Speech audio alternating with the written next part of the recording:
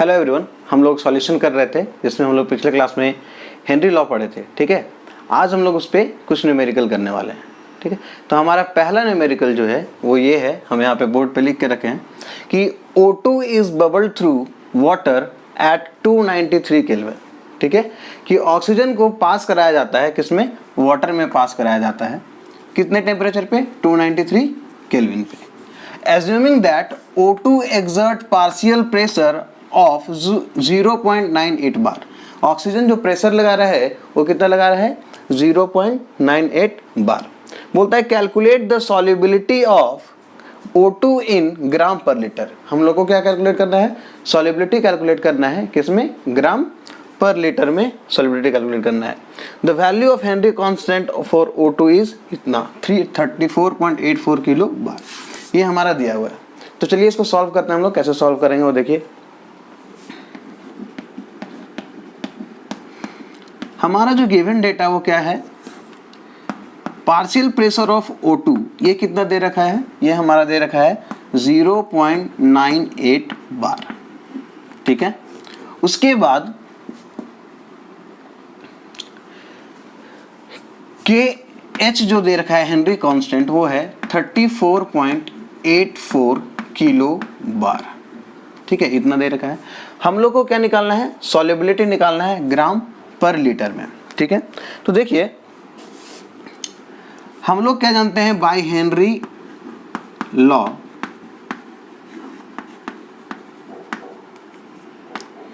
P equal to KH into x, sorry PO2 equal to KH into XO2। हम लोग क्या जानते हैं कि partial pressure of the gas is equals to Henry constant into mole fraction of gas in liquid. ठीक है, तो हम लोग यहाँ पे वैल्यू पुट करेंगे। PO2 हमारा कितना दे रखा है, PO2 हमारा है 0.98 बार इक्वल टू KH मेरे पास कितना है 34.84 किलो बार। इसको हम लोग बार में चेंज कर देंगे, 10 का टू दी पावर 3 बार हो जाएगा, इंटू XO2। तो ये मेरा हो जाएगा XO2 यानी mole fraction of the O2 equal to 0.98 divided by 34.84 into 10 का टू द पावर 3। ये हमारा क्या निकल गया, मोल फ्रैक्शन निकल गया। ठीक है, तो X का जो मोल फ्रैक्शन है वो हमारा क्या है,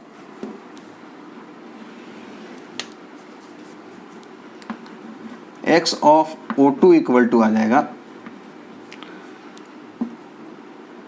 2.81 इंटू 10 का टू दी पावर 5। ये हमारा मोल फ्रैक्शन आ गया O2 का। अब हम लोग को क्या निकालना है, सॉल्युबिलिटी ऑफ O2 इन ग्राम पर लीटर।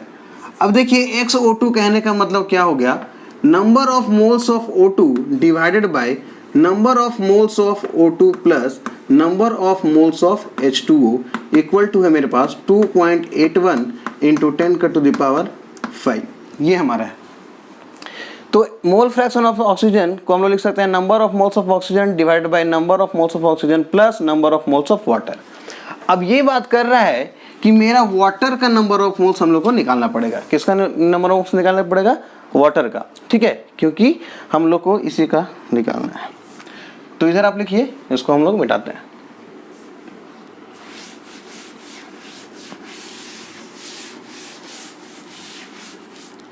अब देखिए मेरा क्वेश्चन कह रहा था कि ग्राम पर लीटर में निकालना है। ठीक है, तो वाटर का जो हम लोग वॉल्यूम लेंगे, वॉल्यूम ऑफ वाटर हम लोग को कितना लेना है, वॉल्यूम ऑफ वाटर वो लेना है 1 लीटर।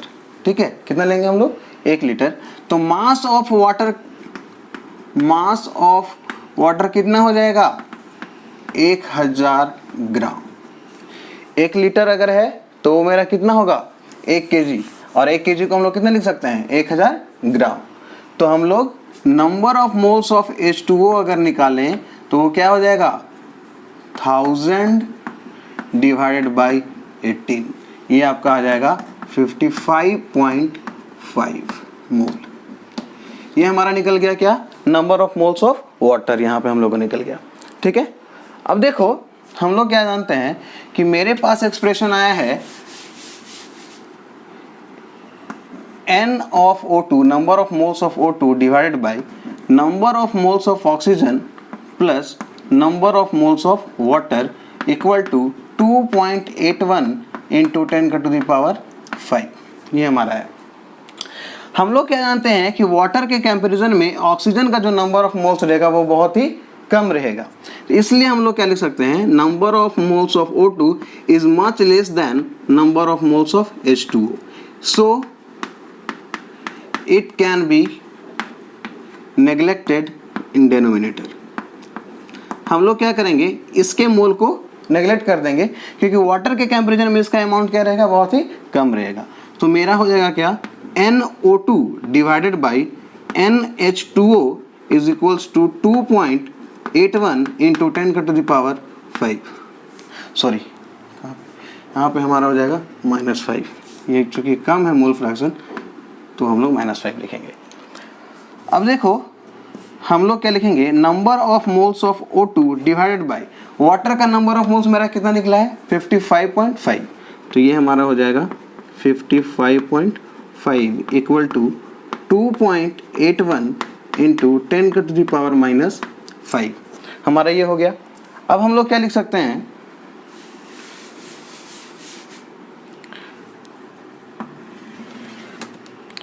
कि number of moles of oxygen equal to 2.81 into 10 to the power -5 into 55.5, ये हमारा हो जाएगा। अब number of moles of oxygen यानी given mass of oxygen divided by molar mass of oxygen equal to 2.81।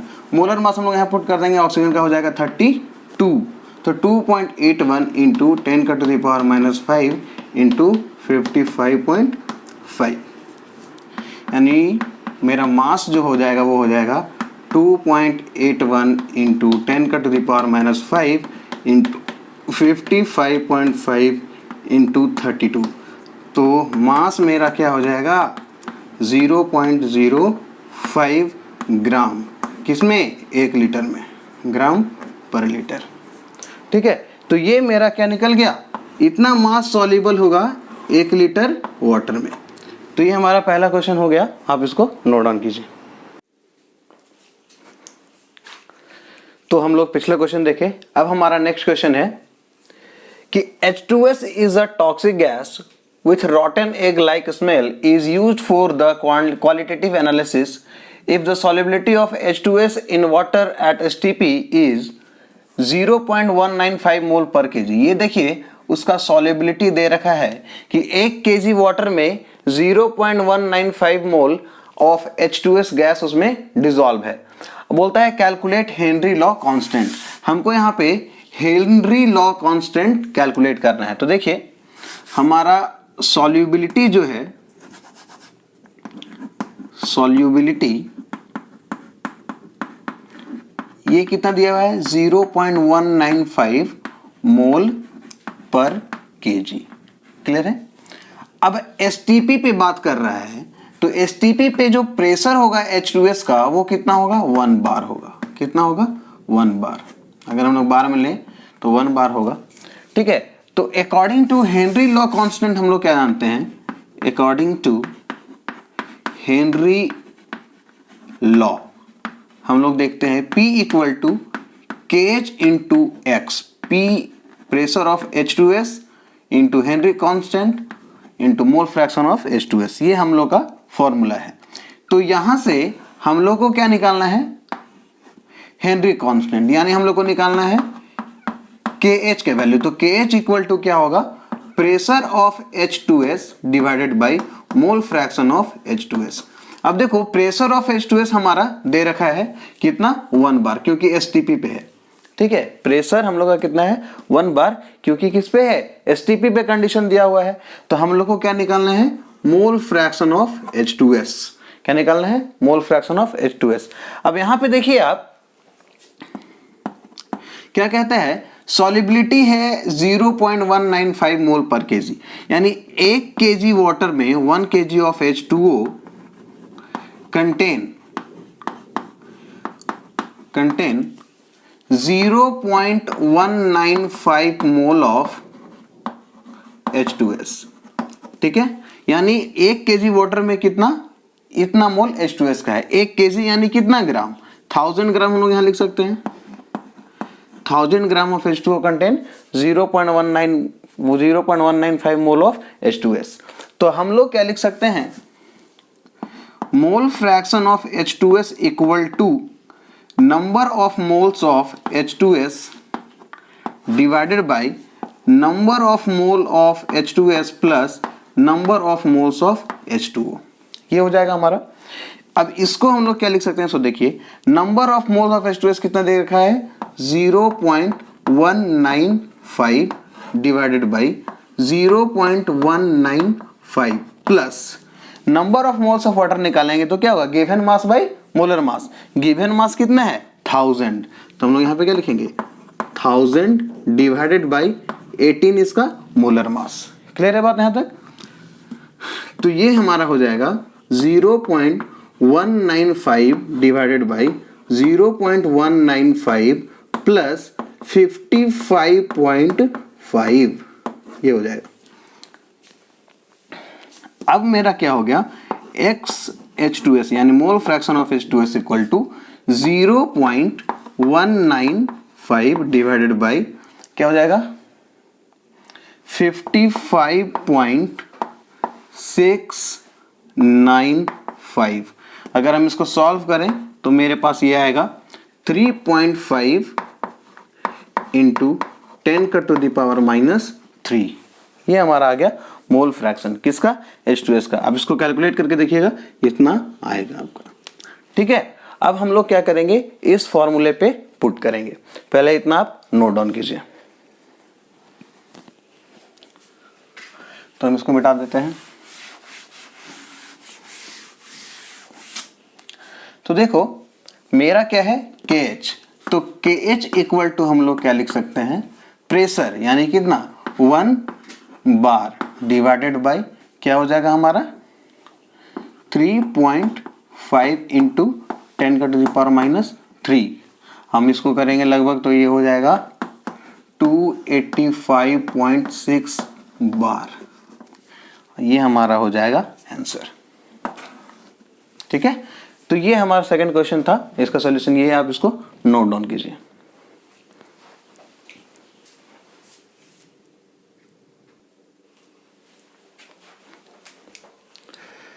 तो सेकंड क्वेश्चन के बाद हमारे पास थर्ड क्वेश्चन है।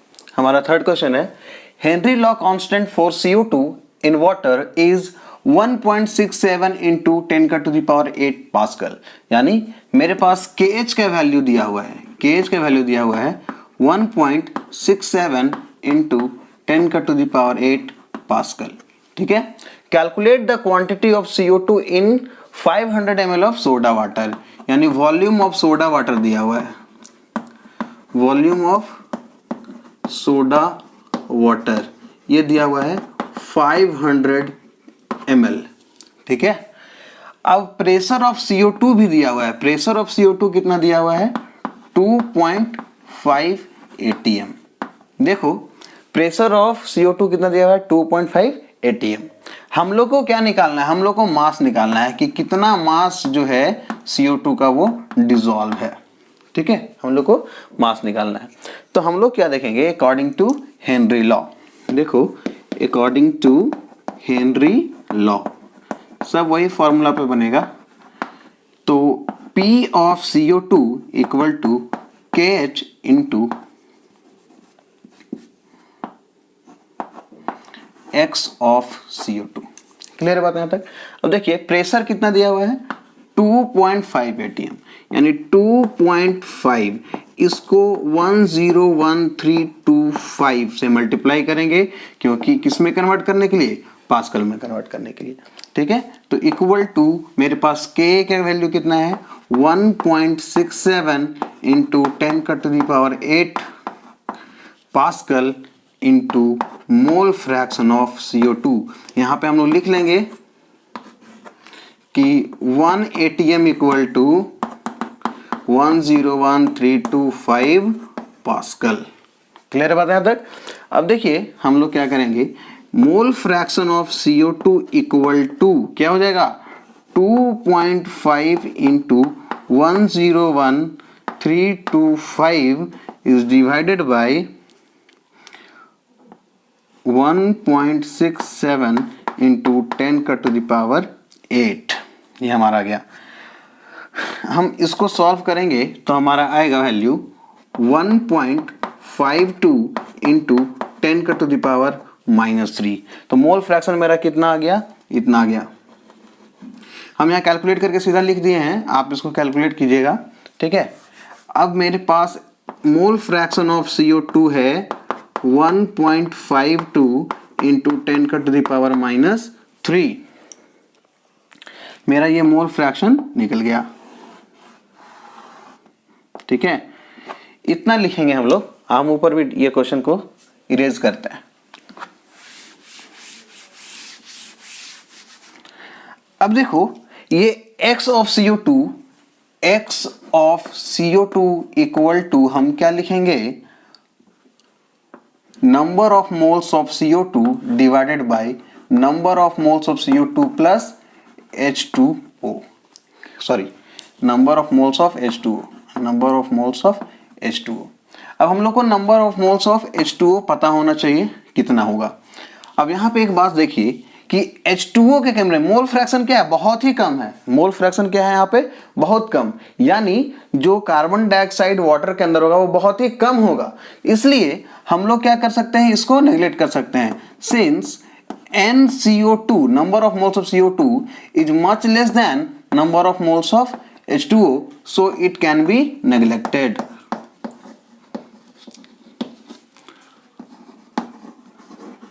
Neglected, इसलिए इसको हम लोग क्या करेंगे, नेग्लेक्ट कर देंगे। तो हमारा क्या हो जाएगा एक्सप्रेशन, मेरा एक्सप्रेशन हो जाएगा x of CO2 equal to number of moles of CO2 divide by number of moles of H2O। अब देखिए x कितना आया है 1.52 इंटू 10 का to the power -3 equal to number of moles of CO2 हमको नहीं पता, लेकिन number of moles of H2O हम लोग को पता होना चाहिए। क्या होगा, सो देखो वॉल्यूम कितना दे रखा था, ये यहां पे इसको इरेज करते हैं। अब देखो volume of soda water, volume of soda water वो कितना है 500 ml है। कितना है 500 ml, यानी सोडा वाटर का वॉल्यूम कितना है 500 ml। हम लोग क्या जानते हैं, जो सोडा किसके लिए यूज किया गया है, कार्बन डाइऑक्साइड। किसके लिए, कार्बन डाइऑक्साइड के लिए। तो कार्बन डाइऑक्साइड क्या है, लेस अमाउंट में प्रेजेंट है। क्या है, बहुत ही लेस अमाउंट। तो हम लोग सीधा वॉल्यूम ऑफ वाटर कितना मान सकते हैं, 500 ml मान सकते हैं। तो वॉल्यूम ऑफ वाटर कितना है, वॉल्यूम ऑफ वाटर हम ले लेंगे 500 ml। तो मेरा मास ऑफ वाटर कितना हो जाएगा, मास ऑफ वाटर हो जाएगा 500 ग्राम। 500 ग्राम क्यों, क्योंकि 1 ml ऑफ H2O का मास जो होता है वो 1 ग्राम होता है। कितना होता है, 1 ग्राम। तो हम लोग यहां पे सीधा ये कंसीडर कर लेंगे।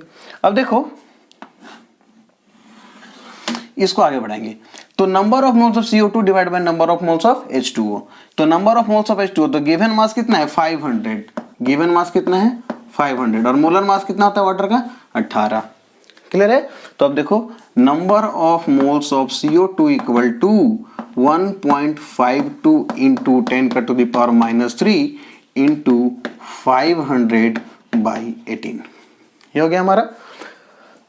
अब देखो number of moles of CO2 क्या लिख सकते हैं, given mass of CO2 bye molar mass of CO2। तो CO2 का मोलर मास कितना 44 इक्वल टू कितना हो गया 1.52 इंटू 10 का to the power -3 into 500 divided by 18।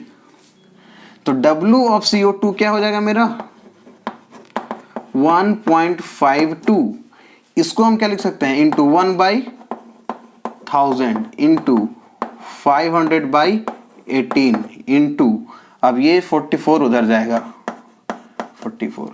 तो ये जीरो कट गया, ये जीरो कट गया, 5 2 ज़ा 18। ठीक है, 1 2 का 2 है और 22 दूना 44 और ये कितना हो जाएगा 9 दूना 18 और 11 दूना 22। तो मास ऑफ CO2 जो आएगा वो आएगा लगभग 1.86 ग्राम। ये आप देख लीजिएगा कैलकुलेट करके, इतना ही आएगा। ठीक है, तो हमारा ये न्यूमेरिकल यहाँ पे सॉल्व हो जाता है। तो इस तरह से हेनरी लॉ पे हम लोग किस तरह का न्यूमेरिकल हो सकता है वो हम लोग देखे हैं। ठीक है, तो यहाँ पे न्यूमेरिकल हम लोग खत्म करते हैं, बाकी आप लोग सेल्फ प्रैक्टिस कीजिए घर पे। ठीक है, तो आगे हम लोग बढ़ेंगे इसके बाद, फिर इसको पहले नोट डाउन कीजिए।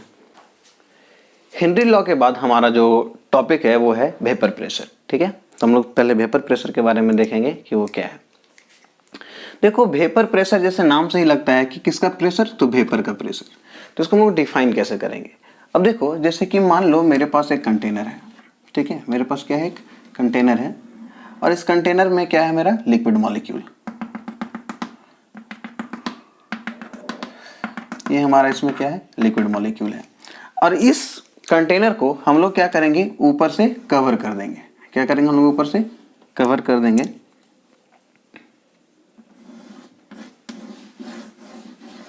इसको हम लोग ऊपर से क्या कर दिए, कवर कर दिए। और इसको नीचे हम लोग हीट करेंगे।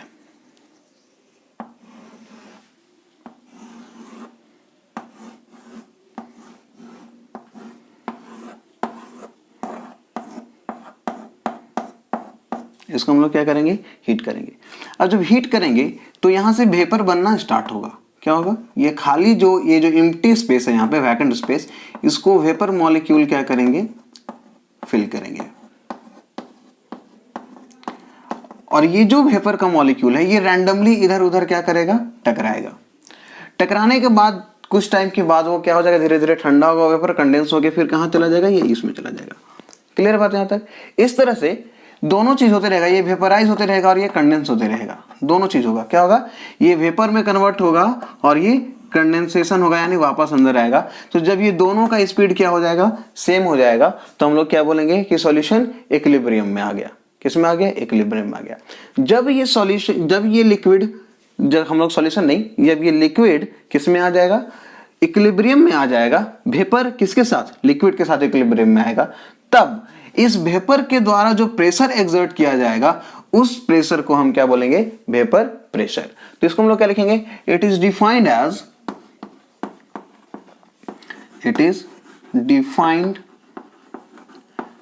As pressure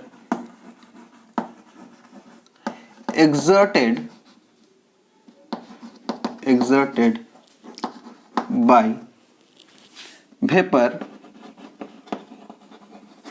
when it is equilibrium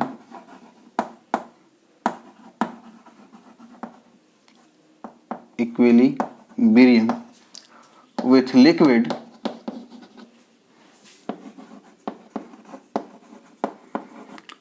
at given temperature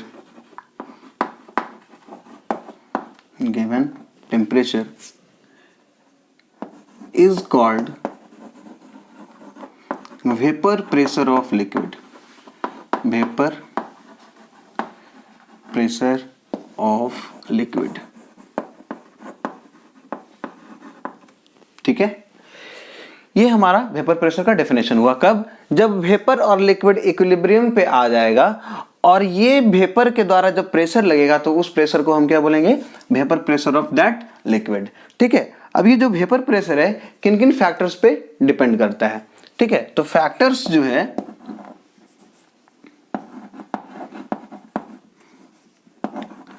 factors पहला है nature of the liquid, nature of the liquid, और दूसरा है टेम्परेचर। ठीक है, दूसरा क्या है, टेम्परेचर। अब नेचर ऑफ द लिक्विड देखो, नेचर ऑफ द लिक्विड पे कैसे डिपेंड करेगा। जैसे कि मान लो मेरे पास दो तरह का लिक्विड है। ठीक है, जैसे कि वाटर है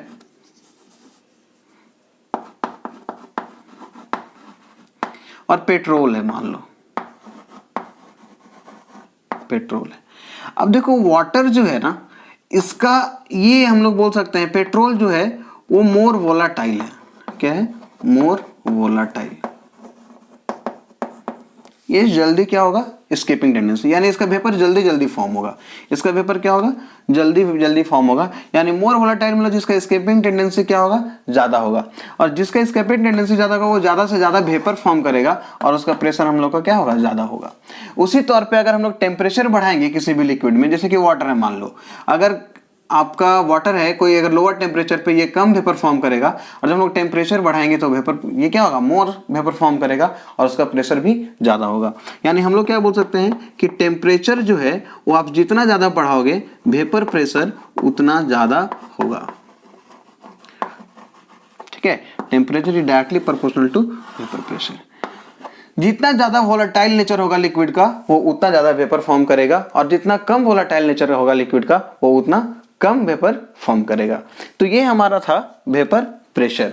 लेकिन हम लोग को मोस्टली पढ़ना है क्या? Vapour pressure of liquid liquid solution और सॉलिड एंड लिक्विड सॉल्यूशन। तो सबसे पहले हम लोग पढ़ेंगे vapour pressure of liquid liquid solution. पहले आप इसको नोट डाउन कीजिए।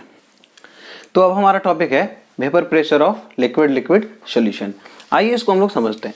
सपोज मान लो मेरे पास दो तरह का लिक्विड है। मेरे पास क्या है?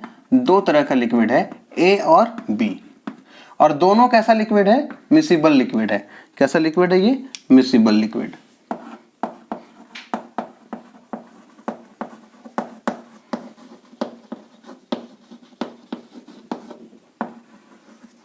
दोनों मिसिबल लिक्विड है।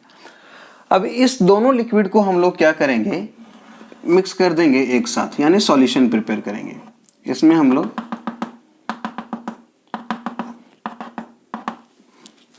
और इसको ऊपर से क्या कर देंगे? हम लोग बंद कर देंगे। ठीक है, इसमें मेरा कितने तरह का लिक्विड है? दो तरह का, ए है और बी है। ठीक है, दो तरह का लिक्विड है। अब जब हम इसको क्या करेंगे? हीट करेंगे। इसको हम लोग क्या करेंगे? हीट करेंगे।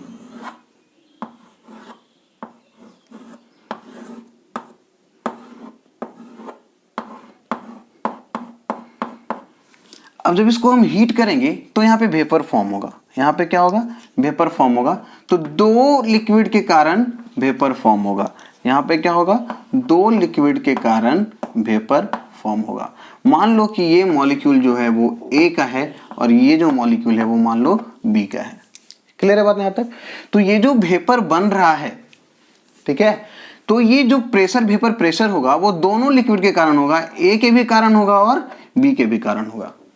ठीक है, तो ये जो टोटल वेपर प्रेशर होगा वो इस गैस इस लिक्विड के द्वारा बना हुआ वेपर का भी प्रेशर होगा और इस लिक्विड के द्वारा बना हुआ वेपर का प्रेशर होगा। क्लियर है बात यहां तक? यानी हम लोग अगर टोटल प्रेशर का बात करें, पी टोटल, तो क्या होगा? Partial pressure of A. Partial pressure क्यों? क्योंकि ए का अकेला प्रेशर को हम लोग क्या बोलेंगे? Partial pressure of A plus partial pressure of B. ये मेरा क्या है? Dalton law of partial pressure है। क्या है? Dalton law of partial pressure. Dalton law of partial pressure क्या है? Dalton law of partial pressure, इसके अकॉर्डिंग क्या है कि total vapour pressure of a solution is equals to the sum of partial pressure of each component. ठीक है, Dalton law of partial pressure. ठीक है, अब इसको हम लोग कैसे कर स्टेटमेंट देते हैं इसका कि total vapour pressure of solution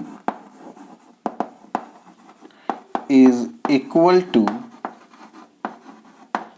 the sum of partial pressure of each component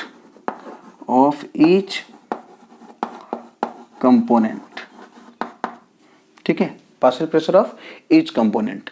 तो ये जो टोटल प्रेशर होगा लिक्विड लिक्विड सॉल्यूशन का, उसका जो वेपर प्रेशर होगा वो दोनों लिक्विड के पार्शियल वेपर प्रेशर के सम के बराबर होगा। जैसे हम लोग क्या लिख रहे हैं यहाँ पे? P total equal to P A plus PB. PA क्या है? Partial vapour pressure of A, और पीबी क्या है? Partial vapour pressure of B. ठीक है, तो अब जो हम लोग देखेंगे इसके बाद वो जो है रॉल्ट्स लॉ, इंपॉर्टेंट हमारा यहाँ पे क्या है? रॉल्ट्स लॉ है। तो पहले आप इसको नोट डाउन कीजिए, उसके बाद हम लोग आगे बढ़ते हैं।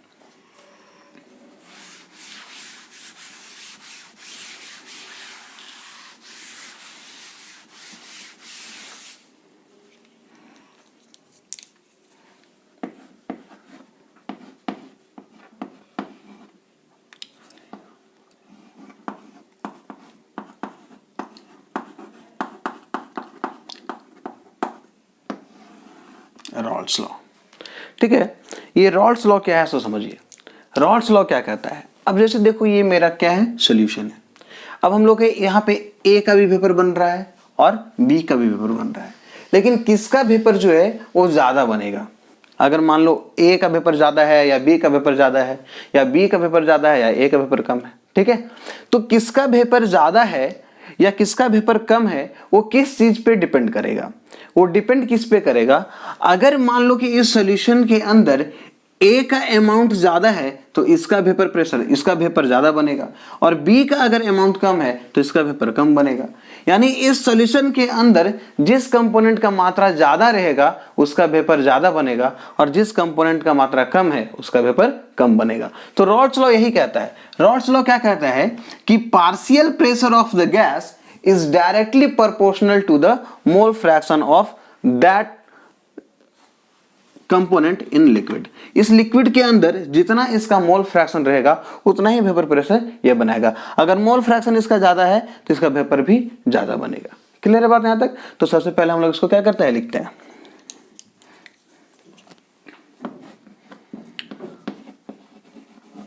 Partial pressure of the component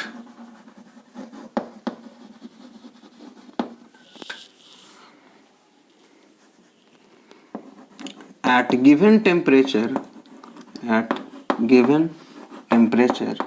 is directly proportional to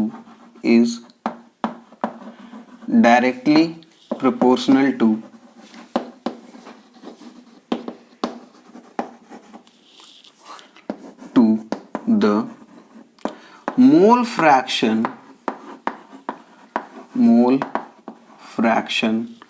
of that component। Clear बात है यहां तक?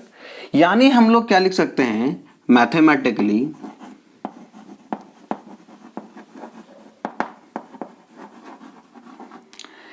PA partial pressure of A is directly proportional to XA। PA is directly proportional to XA and PB is directly proportional to XB। Clear बात है यहां तक? तो यहाँ पे दो तरह का कंपोनेंट है मेरा, A और B। तो partial pressure of A depend करेगा मोल फ्रैक्शन ऑफ A पे, और partial pressure of B depend करेगा मोल फ्रैक्शन ऑफ B पे। ठीक है, तो हम लोग इसको क्या लिख सकते हैं? सो देखिए PA equal to P not A into XA, और PB इक्वल टू हम लोग क्या लिख सकते हैं? P not B XB। तो यहां पे हम लोग क्या बोलेंगे कि P not A and P not B क्या है? इज वेपर प्रेशर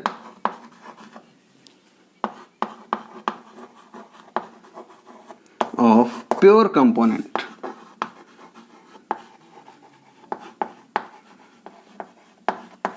ठीक है, जैसे कि मान लो मेरे पास दो लिक्विड है, एक मेरा A मान लो मेरे पास अल्कोहल है और B मेरा, तो A मेरा क्या है? अल्कोहल, और B मेरा क्या है? वाटर।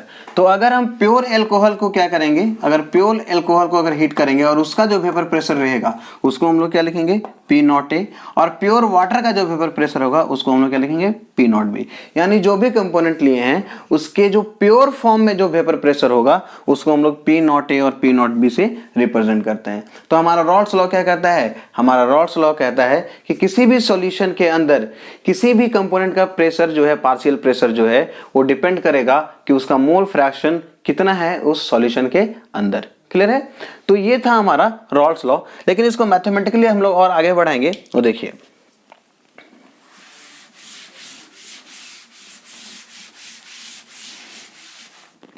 मेरे पास सॉल्यूशन के बारे में बात करते हैं तो P टोटल इक्वल टू क्या होता है, P टोटल इक्वल टू होता है PA प्लस PB।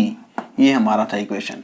तो P टोटल इक्वल टू हम लोग क्या लिख सकते हैं, P टोटल इक्वल टू क्या लिख सकते हैं हम लोग, P total equal to PA के जगह पे P नॉट A XA लिख सकते हैं, P नॉट A XA लिख सकते हैं, और PB के जगह पे P नॉट B XB लिख सकते हैं।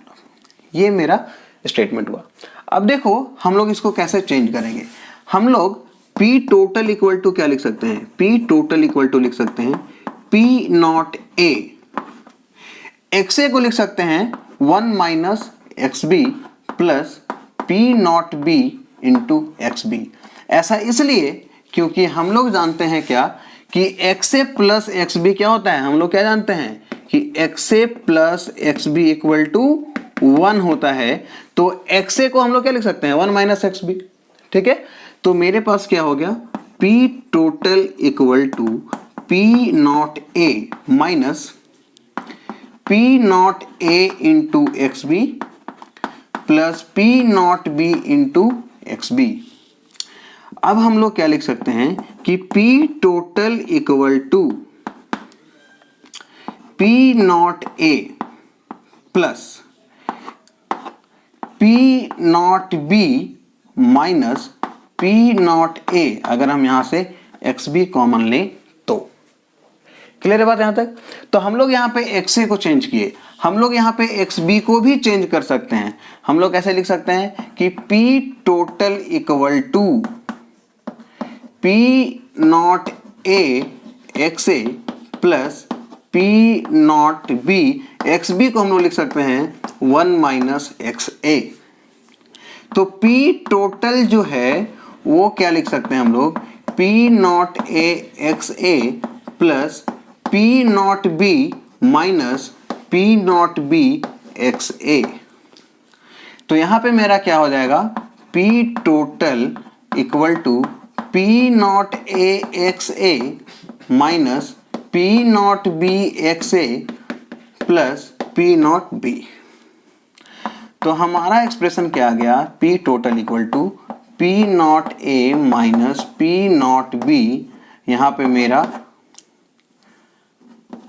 XA plus P not B। तो हम यहां पे देख सकते हैं कि ये जो दो एक्सप्रेशन मेरा आया, इससे हम लोग क्या बोल सकते हैं कि जो मेरा टोटल प्रेशर है वो XB पे भी डिपेंड कर रहा है, और जो टोटल प्रेशर मेरा है वो XA पे भी डिपेंड कर रहा है। यानी total pressure of the solution depends upon either of the component A और कंपोनेंट B। ठीक है, तो हम लोग क्या लिख सकते हैं, total pressure of the component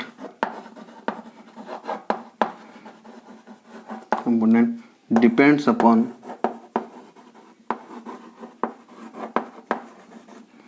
either of the component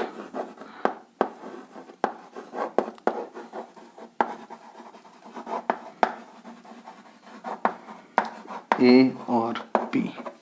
ठीक है, A पे भी डिपेंड कर सकता है और B पे भी डिपेंड कर सकता है। तो ये हमारा एक्सप्रेशन आता है Rawls law of liquid liquid solution का। क्या है, Rawls law of a liquid liquid solution का। तो ये हमारा था रॉल्स लॉ। ठीक है, लिखिए इसको। तो हम लोग अभी देखे क्या कि vapour pressure of liquid liquid solution, ठीक है, जिसमें हम लोग रॉल्स लॉ पढ़ रहे थे। अगर हम लोग vapour pressure in liquid phase, sorry vapour phase का बात करेंगे, किसमें, दो गैसियस फेज में बात करेंगे। Partial pressure in vapour phase, ये जो लिक्विड लिक्विड का बात था, partial pressure in vapour phase में क्या होगा। जैसे कि मान लो यहाँ पे दो गैसियस फेज में है, दो तरह का मॉलिक्यूल, दो तरह का कंपोनेंट यहाँ पे मेरा गैसियस फेज में है, इक्वल वॉल्यूम है, इक्वल वॉल्यूम। ठीक है, अब देखो तो हम लोग पार्शियल प्रेशर ऑफ ए क्या लिख सकते हैं, P A equal to according to ideal gas equation, ideal gas equation. तो हम लोग क्या लिख सकते हैं, P V equal to N R T, P V equal to क्या लिख सकते हैं हम लोग, एन आर टी। तो P A equal to N A R T by V, और पी बी इक्वल टू क्या लिख सकते हैं हम लोग, N B R T by V. ठीक है, पी ए इक्वल टू क्या लिख सकते हैं ये, इसको एक, और पी टोटल इक्वल टू क्या लिख सकते हैं, पी टोटल इक्वल टू लिख सकते हैं N total R T by V. इसको इक्वेशन 1 मान लेते हैं, इसको इक्वेशन 2 मान लेते हैं, और इसको इक्वेशन 3 मान लेते हैं। अब क्या करेंगे, dividing equation 1 by 3 and 2 by 3, तो मेरा क्या होगा, सो देखो P A by P total equal to N A by N total, और ये हो जाएगा R T by V divided by R T by V. तो R T by V cancel, तो पी ए इक्वल टू क्या हो जाएगा, P total, और N A by N total क्या हो जाएगा, मोल फ्रैक्शन, यानी वाई ए। वाई ए क्या हम लोग लिखेंगे, mole fraction in vapour phase. तो पी ए इक्वल टू मेरा क्या एक्सप्रेशन आ गया, Y A into P total. तो ये मेरा एक्सप्रेशन आ गया partial pressure of component in vapour phase. Similarly हम लोग पी बी इक्वल टू क्या लिखेंगे, similarly P B equal to Y B into P total, Y A and Y B is is mole fraction in vapor phase,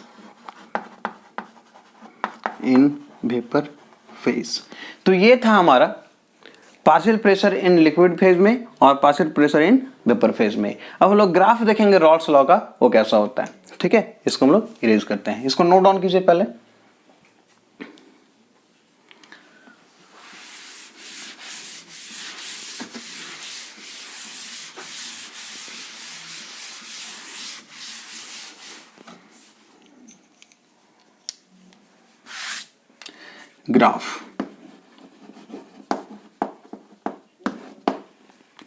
graph में क्या देखना है हम लोग को,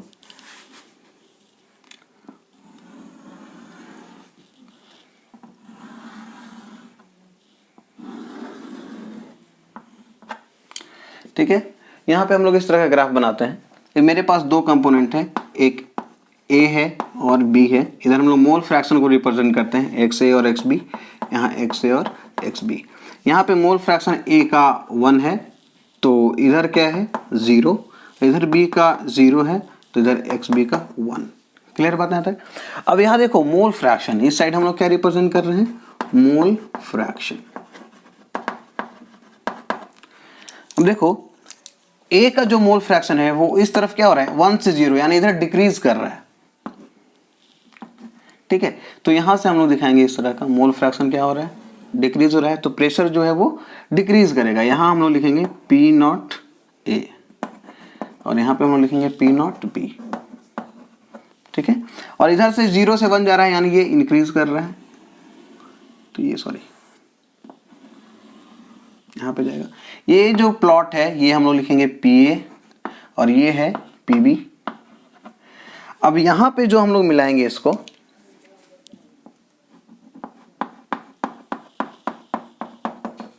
ये मेरा पी टोटल का ग्राफ बनेगा, ये होगा P A plus P B. ठीक है, तो ये मेरा रॉल्स लॉ का ग्राफ है, इधर प्रेशर रिप्रेजेंट करते हैं। और एक बात यहाँ पे ध्यान रखिएगा, ये ए और बी कभी भी सेम पे नहीं होगा, क्योंकि कभी भी पीए और पीबी का वेपर प्रेशर सेम नहीं होगा। कोई अगर ज़्यादा वोलेटाइल है तो कोई अगर लेस वोलेटाइल है तो उसमें प्रेशर का डिफरेंस आएगा ही आएगा।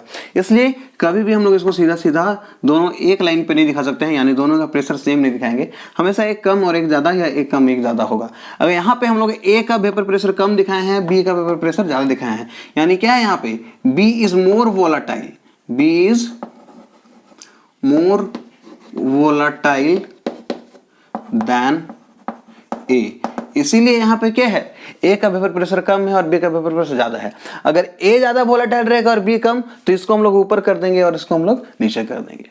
तो ये था हमारा रॉल्स लॉ, और हम लोग वेपर प्रेशर के बारे में आज पढ़े। तो आज के लिए हम लोग यहाँ पे इसको रोकते हैं, फिर नेक्स्ट क्लास में न्यूमेरिकल और फिर उसके आगे का टॉपिक। ठीक है, तो आज के लिए इतना ही। Thank you.